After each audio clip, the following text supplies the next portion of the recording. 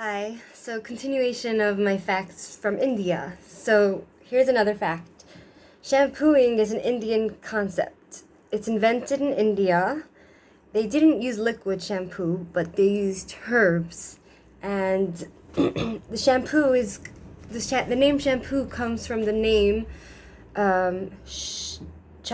shampoo, which means massage. So really, we have to be thankful to the Indians in India for giving us the idea of shampoo.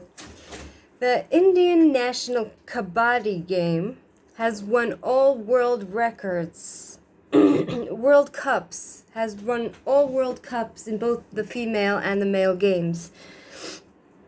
The game originates in ancient Asia, in ancient India. It's played in Iran and all over the world.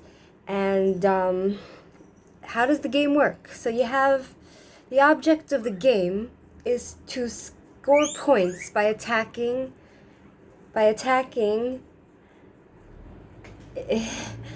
defending. They send in a raider, like someone to raid the other team, and they send in a raider to the opposing team, and the raider needs to go and touch one of the team members or more, and the so it's not so clear. By attacking and defending, they send in a raider to the opposing team, and they need to touch one or more of the opposing team to score a point. The opposing team needs to capture this raider and tackle him to the ground by wrestling them to the ground or preventing them from returning to their own half of their own team. And this raider needs to return back to their own team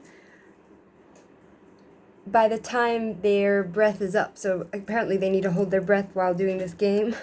I don't know who's the person that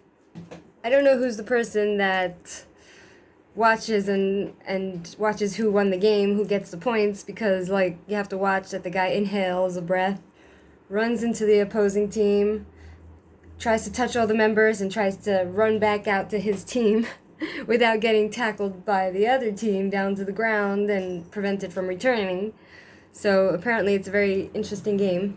And he has to hold his breath in while doing all this. So that's quite interesting. I've never heard of such a game in my life. Also, another thing invented by the Indians, or discovered by the Indians, was water on the moon. So they were the first to discover that there was water on the moon, the people from India. India has a spa just for elephants.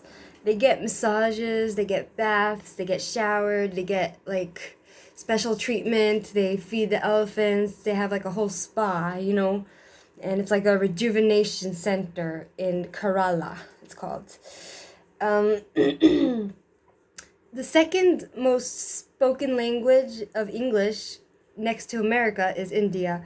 125 million people in India speak English, which is 10% of their population. India is the world's largest producer of milk. They produced 132.4 million tons in 2014. So they make the most milk. Anyhow, there's a man called Rabindranath Tagore. He wrote the Indian national anthem called Jana Gana Mana. Jana Gana Mana. And he also wrote the Bangladeshi national anthem called Amar Sonar Bangla as well. And he was offered knighthood by the British, but he refused the honor because of the Jallianwala Bagh massacre. So what was the Jallianwala Bagh massacre? It took place in April 13, 1919, when the General Reginald Dyer, there was a general called Dyer, he ordered the British Indian troops to fire their rifles into a crowd of unarmed Indian civilians in a place called Jallianwala Bagh, killing 379 people and injuring 1,200 other people. During World War I, basically this is the story about this massacre. During World War I, the British government of India put into place emergency powers to combat trouble activities amongst the people, to keep control during the wartime. At the end of the war, the people expected that these restrictions of the war be lifted, but they wanted the repressive restrictions put on them by the Indian government, but they wanted it lifted. But the Indian government didn't care, and they passed what is called the Rowlatt Act in 1919, which extended the repressive wartime measures.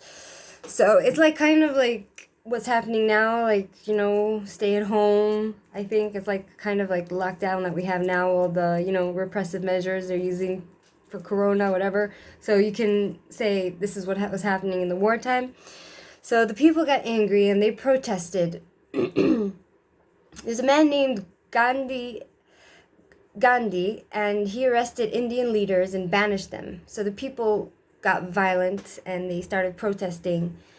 And basically at one point on April 13th, a crowd of 10,000 men and women and children, they gathered in Jallianwala Bagh. It's like a little place in the town. And it was closed in by walls, basically, and there was only one exit. So it was like walls, like a room, and 10,000 people in it, and there was only one exit. And they were there to celebrate a holiday called Baisakhi. It's like a spring festival holiday. And then British Indian soldiers arrived, and they sealed off the only exit.